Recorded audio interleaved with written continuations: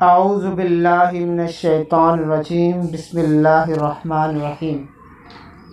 حضرت ابو بکر رضی اللہ تعالیٰ عنہ کا افضل الامت ہونا۔ امت میں سب سے افضل حضرت ابو بکر رضی اللہ تعالیٰ عنہ ہے۔ قرآن مجید کی آیت ہے، لا یستوی منکم من انفق من قبل الفتح وقاتل اولئک اعظم درجہ، صدق اللہ العظیم۔ اے مسلمانوں، تم میں سے کوئی بھی ان کے برابر نہیں ہو سکتا جنہوں نے فتح مکہ سے پہلے اللہ کی راہ میں خرچ کیا اور کافروں سے قتال کیا، اور ان مسلمانوں سے بہت بڑا درجہ ہے جنہوں نے بعد میں اللہ کی راہ میں خرچ کیا اور کافروں سے قتال کیا۔ اللہ نے ان سب سے اچھے انجام کا وعدہ فرمایا ہے، اور اللہ تعالیٰ تمہارے تمام کاموں کی خوب خبر رکھنے والا ہے۔ مفسرین نے کہا کہ یہ آیت حضرت ابو بکر رضی اللہ تعالیٰ عنہ کے متعلق نازل ہوئی ہے، اور اس میں حضرت ابو بکر رضی اللہ تعالیٰ عنہ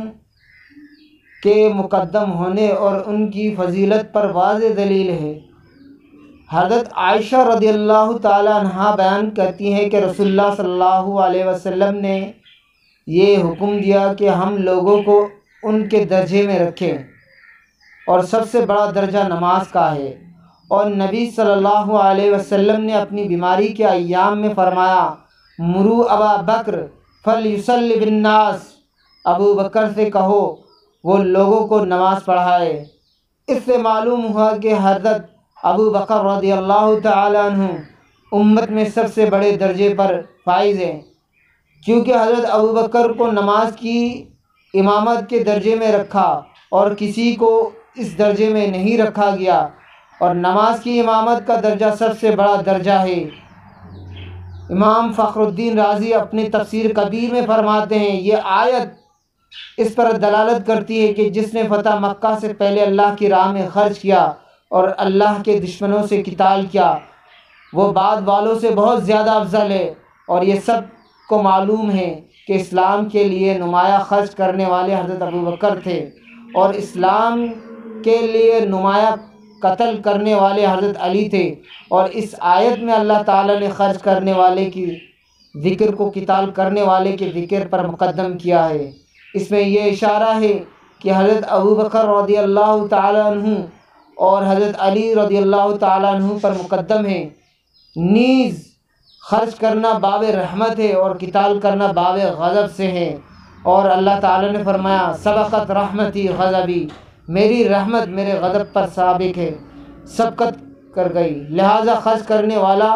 قتال کرنے والے پر سابق ہے۔ اگر یہ اعتراض کیا جائے کہ حضرت علی بھی خرچ کرنے والے تھے، کیونکہ ان کے متعلق یہ آیت نازل ہوئی، یطعمون الطعام علی حبہ مسکینا، تو ہم کہتے ہیں کہ حضرت علی کا اسلام کی راہ میں مال خرچ کرنا اسی وقت ثابت ہوگا جب انہوں نے بڑے بڑے مواقع پر بہت زیادہ مال خرچ کیا ہو، اور یہ چیز صرف حضرت ابو بکر کے لیے ثابت ہے۔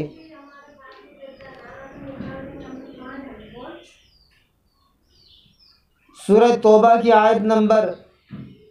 1 میں اللہ تعالیٰ نے فرمایا، جو مہاجرین اور انصار اسلام میں سابق اور اول ہے، اور جن لوگوں نے نیکی کے ساتھ ان کی پیروی کی، اللہ ان سب سے راضی ہو گیا، اور وہ اللہ سے راضی ہو گئے، اور ان کے لیے ایسی جنتیں ہیں جن کے نیچے سے دریا بہہ رہی ہے، جن میں وہ ہمیشہ رہیں گے، اور یہی عظیم کامیابی ہے۔ حضرت ابو بکر کی فضیلت پر دلالت کرتی ہے کیونکہ انہوں نے سب سے پہلے اللہ کے راہ میں رسول اللہ صلی اللہ علیہ وسلم پر اپنا مال خرچ کیا، اور سب سے پہلے اسلام کے لیے قتال کیا۔ حضرت ابن مسعود نے کہا کہ انہوں نے سب سے پہلے اسلام کے لیے تلوار اٹھائی۔ عطا نے کہا، جنت کیا مختلف درجات ہے، اور جس نے سب سے پہلے اسلام کے لیے خرچ کیا اور تلوار اٹھائی، وہ لوگ سب سے افضل درجے میں ہوں گے۔ حضرت ابو بکر رضی اللہ تعالیٰ عنہ کے فضائل میں احادیث، حضرت ابو سعید خدری بیان کرتے ہیں کہ رسول اللہ صلی اللہ علیہ وسلم نے فرمایا، جس شخص نے اپنی رفاقت اور اپنے مال سے سب سے زیادہ دنیا میں مجھ پر احسان کیا وہ ابو بکر ہے۔ اگر میں کسی کو خلیل بناتا تو ابو بکر کو بناتا، لیکن اس کے ساتھ اسلام کی اخوت اور محبت ہے، اور ابو بکر کے دروازہ کے سوا مسجد کے تمام دروازے بند کر دیے جائیں گے۔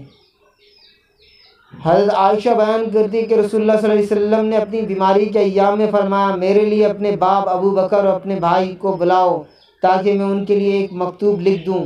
کیونکہ مجھے یہ خطرہ ہے کہ کوئی تمنا کرنے والا تمنا کرے گا اور یہ کہے گا میں بھی خلافت کا مستحق ہوں اور کوئی نہیں ہے، اور اللہ اور مومنین غیر ابو بکر کا انکار کر دیں گے۔ صحیح مسلم۔